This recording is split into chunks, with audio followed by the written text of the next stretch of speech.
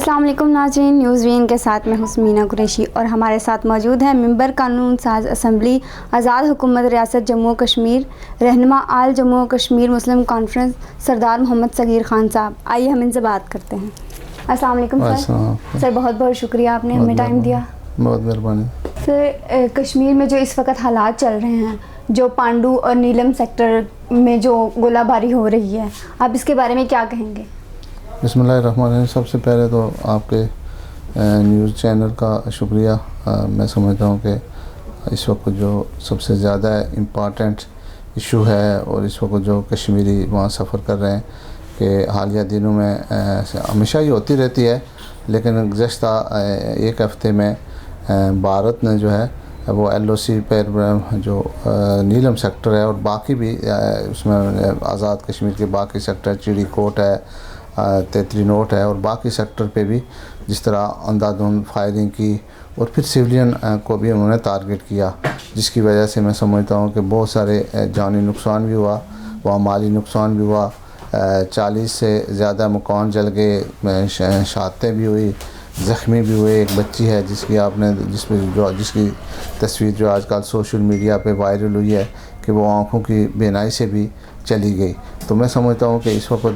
ज़रूरत से भारत के इस सारे इक़दाम की हम मज़म्मत करते हैं और साथ में समझता हूँ कि हुकूमत पाकिस्तान से ये मुतालबा करते हैं कि इस वक्त जो भारत वहाँ जंगी जराइम कर रहा है, जिस तरह वहाँ सिविलियन आबादी को वो टारगेट कर रहा है, उस हवाले से मैं समझता हूँ कि पाकिस्तान को अपने खारजा माज पे इंटरनेशनली जाकर भारत के जो अज़ाइम है उसको बेनकाब करना चाहिए। इस वक्त दुनिया में हालिया दिनों में अमेरिका के एक अखबार ने वहाँ रिपोर्ट किया और उसने कहा है कि भारत जो है वो दुनिया में दहशतगर्दी करा रहा है, दाइश को वो स्पॉन्सर कर रहा है। तो मैं समझता हूँ कि फिर ह्यूमन राइट्स की जो रिपोर्ट्स है उसको लेके मैं समझता हूँ कि इस वक्त पाकिस्तान को चाहिए कि वो खारजा माज पे भारत के ये सारे जो जंगी अज़ाइम हैं उनके ख़िलाफ़ जो है आवाज़ बुलंद करनी चाहिए। मैं समझता हूँ कि इस वक्त हमारे पास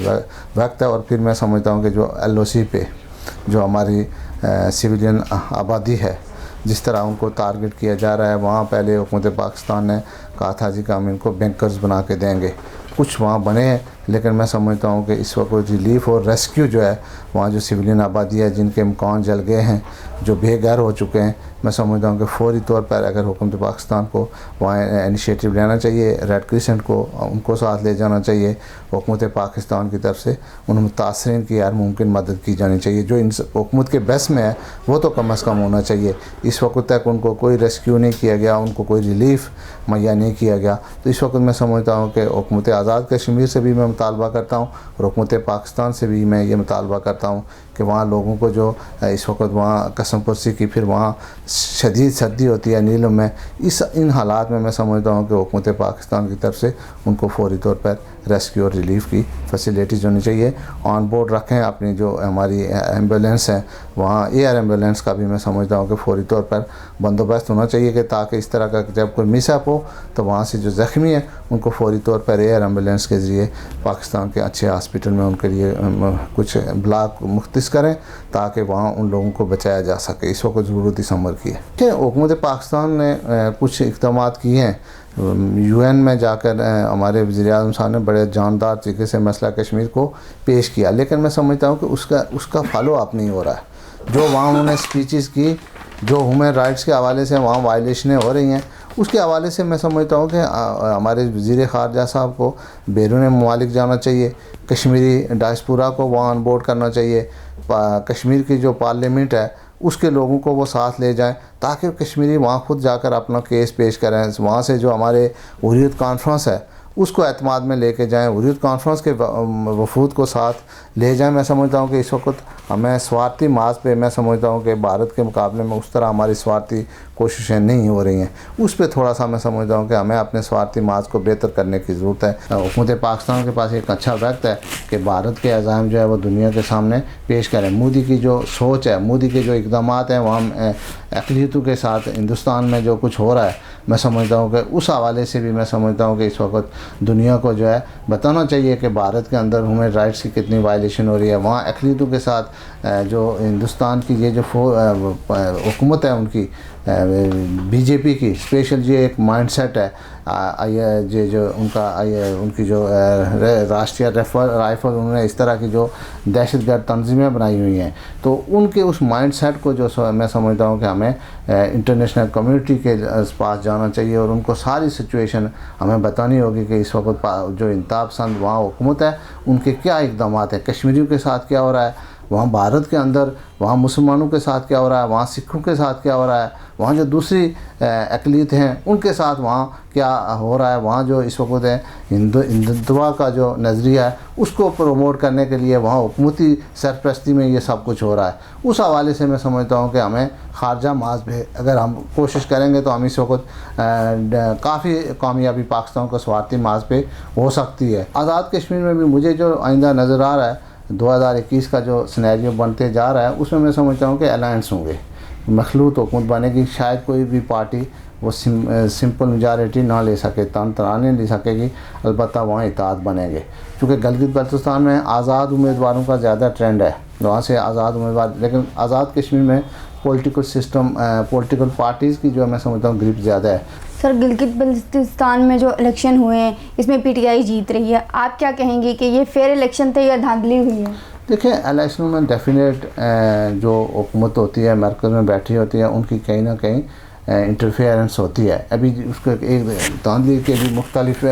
फेज़ होते हैं। एक तो ये होता है कि प्री पोल रिगिंग जिसको हम बोलते हैं। प्री पोल रिगिंग में यह है कि इन्होंने इलेक्शन से पहले ही एक तो 2 मरतबा इन्होंने वहाँ इलेक्शन पोस्टपोन किए, फिर इन्होंने मुस्लिम लीग के जो उस वक्त सिटिंग गवर्नमेंट थी उसके 7-8 मिनिस्टर जो है वो उन्होंने शामिल कर लिए। फिर उन्होंने पीपल्स पार्टी के 3-4 जो अच्छे स्ट्रांग उम्मीदवार थे वो पहले से पीटीआई में शामिल कर दिए। तो उससे इलेक्शन से पहले उन्होंने कुछ चीज़ें उन्होंने मैनेज की हैं। ज़ाहिर है वफाकी हुकूमत है उसका असर शुरू होता है। फिर जो वज़ीर उमूर कश्मीर होता है उनके चूँकि सारे मामलात वज़ीर उमूर कश्मीर से रिलेटेड होते हैं, तो वो फिर कुछ ना कुछ वहाँ पहले इलेक्शन से पहले, तो इलेक्शन के दिन का चूँकि मुझे जिस तरह वहाँ इंटरनेशनल मीडिया भी था, लोकल मीडिया भी था, मुल्की मीडिया भी था, तो ऐसा सच उस तरह के कोई धांधली के कोई वाज़ा सबूत अभी तक सामने नहीं आए कि जी किसी मुनज़्ज़म कोई जिस तरह एक होता है कि हुकूमती सरपरस्ती में हो या इस तरह वहाँ चूँकि निगरान सेटअप भी था, तो अभी इस तरह की अभी तक कोई मेरे ख्याल में एविडेंस नहीं आई है। तो प्री पोल के हवाले से तो वो तो चूँकि नज़र आता है वो एजमात करती है।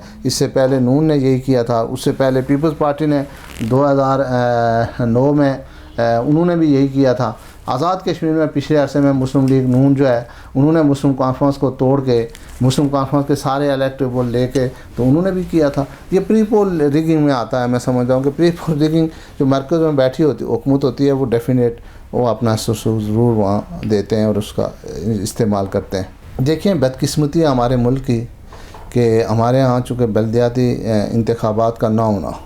ये हमारे मुल्क की बड़ी बदकिस्मती है। क्योंकि आपके पास जो सेकंड लाइन की जो लीडरशिप तैयार होती है वो आपके बल्दियाती इलेक्शन से ही तैयार होती है। बल्दियाती इलेक्शन से आपके पास नेक्स्ट जो लीडरशिप होती है, मुतबादल जो लीडरशिप तैयार होती है वो आपका जो बल्दियाती निज़ाम होता है। फिर जो होता है बल्दियाती निज़ाम हर आदमी की एक्सेस नहीं होती एमएनए, एमपीए या एमएलए से के पास पहुंचना मुश्किल होता है। तो बल्दियाती इलेक्शन वहाँ चुके उनके अपने महल्ले का अपने इलाके का नुमाइंदा होता है। तो वो मैं समझता हूँ कि जब वो आदमी उन लोगों के मसाइल भी बेहतर तौर पर जानता है, समझता है, तो मैं समझता हूँ कि जमहूरियत में बुनियादी जो चीज़ है, ज़रूरी चीज़ ये है कि वो बल्दियाती इलेक्शन है। बात की जाए अगर कोरोना की, तो दिन ब दिन कोरोना की वबा फैलती जा रही है। पाकिस्तान समेत पूरे मुल्कों में कोरोना की वबा फैल रही है, तो इस बारे में आप क्या कहेंगे? देखें, ये अनफॉर्चुनेट है कि इस वक्त पूरी दुनिया इस ऐसी मौलुक बीमारी आई है कि जिसने पूरी दुनिया को हिला के रख दिया है, पूरी दुनिया को खौफ में मुब्तला किया हुआ है, पूरी दुनिया की माशियत को उन्होंने तबाह कर दिया है, पूरी दुनिया का इंफ्रास्ट्रक्चर जो है,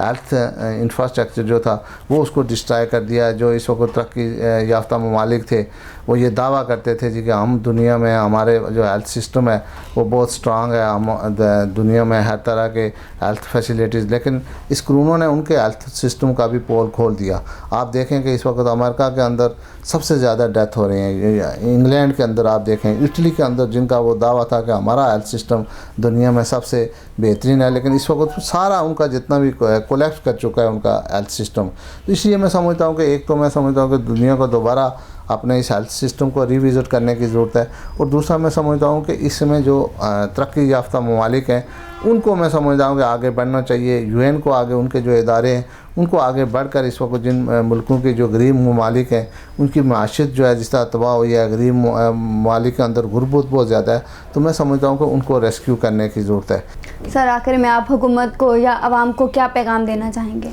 मैं देखें हुकूमत को और आवाम को कोविड-19 के हवाले से यही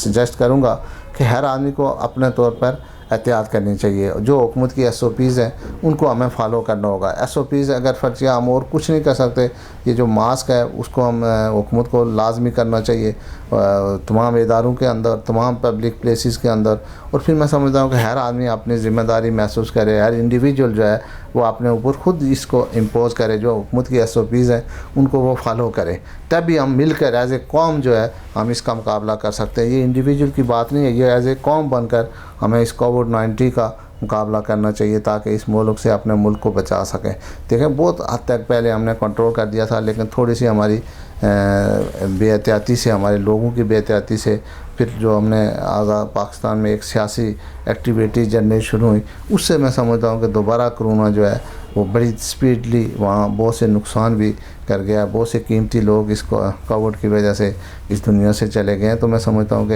एज ए कौम, मैं समझता हूँ एक अच्छी कौम का हर आदमी को अपनी ज़िम्मेदारी उसमें अदा करनी चाहिए। सर बहुत बहुत शुक्रिया।